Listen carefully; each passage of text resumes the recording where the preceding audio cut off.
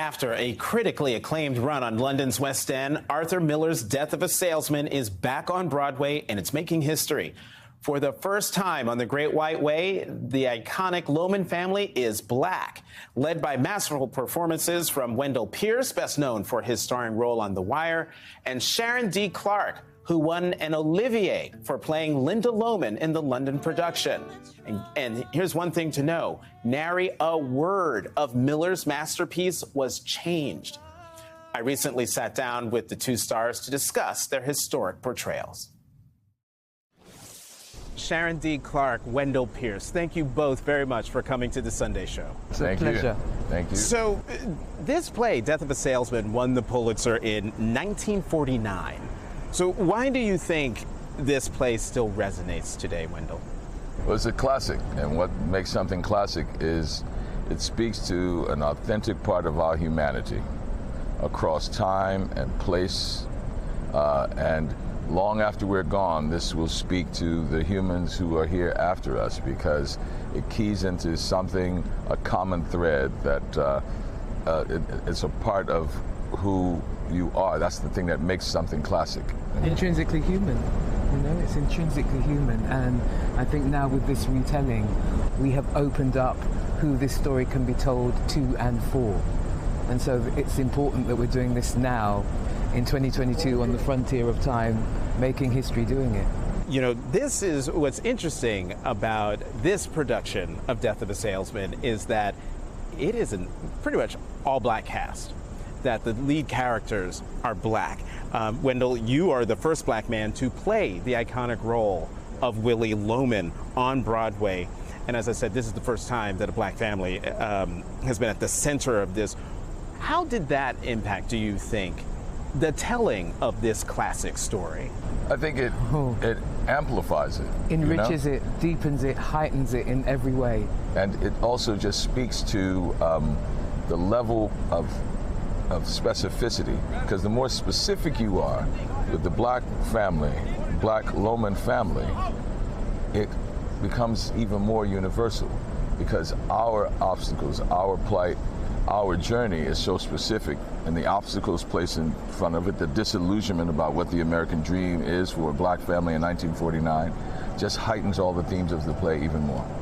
For a black family in 1949 and for black families today. Yes. It's still very resonant that glass ceiling is totally there. And I think when you have, people have said it's an all-black cast. It's not an all-black cast. Well, I think right, that is correct. Had it been an all-black cast, it wouldn't have the same resonance, because you wouldn't see the disparity. You wouldn't see the glass ceiling. The fact that you are able to see a black family trying to get on in American society, we're a long way from President Barack Obama. We're a long way from that acceptance. So it just makes things make more sense. I mean, there's a line in the play where Willie's with the woman and they're in the hotel room and he's telling her to come out. He thinks there may be a law about it in Massachusetts. Yes. When you see a black man and a white woman in that situation, you can well imagine that there may well be a law about it in Massachusetts.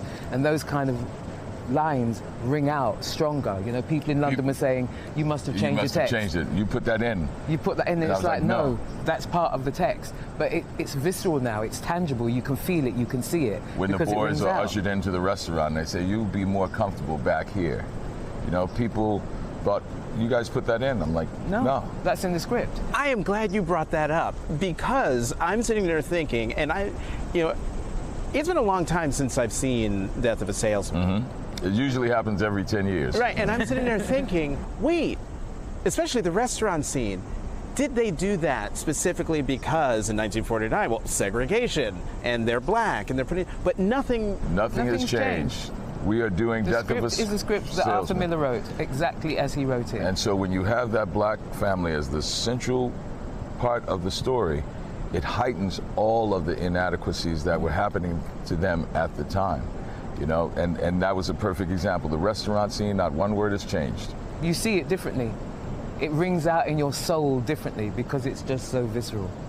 I actually even said at one point, they were like, well, the woman, it'll be a black woman. I said, no, let it be a white woman. And they said, and everyone who did the initial reading gave pushback to the directors and said, no, that's just so dangerous. That can't happen. And I said, that's exactly why we have to make sure the casting is that way.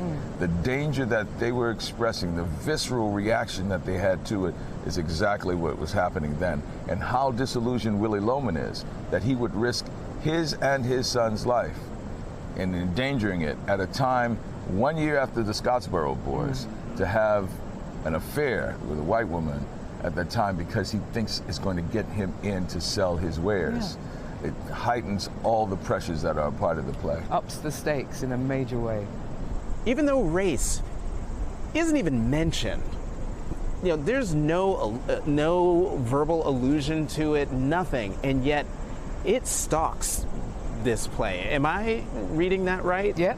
Yes, you're reading that right because of the interpretation that we brought to it, to place it in, centralize it, that this man going on this journey in this world, 1949, all the inadequacies, the micro and macro aggressions, and the disillusionment of attaining the American dream. And what is capitalism, right? It actually speaks to us today because the inadequacies and that the gap between the haves and the have-nots is widening, and those who claim to be capitalists are not actually expressing what capitalism's definition really is, which is you want everyone to have access, more ideas, more growth. But we practice a capitalism today where it's exclusionary, it's zero sum. And so that just heightens it in the play to have this family. And I think that's why it speaks even more today. It's amplified with our interpretation.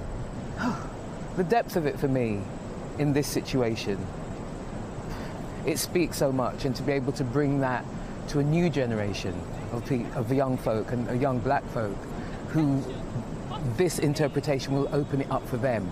They'll go, this is not just something that I'm reading at school which doesn't apply to me. This is something where I can actually physically put myself and see my ancestors and my generation and the fights that we've had to come through. Wendell Pierce, Sharon D. Clarke, the name of the production is Death of a Salesman. Thank you both very, very much for coming to the Sunday Show. Thank you, Jonathan.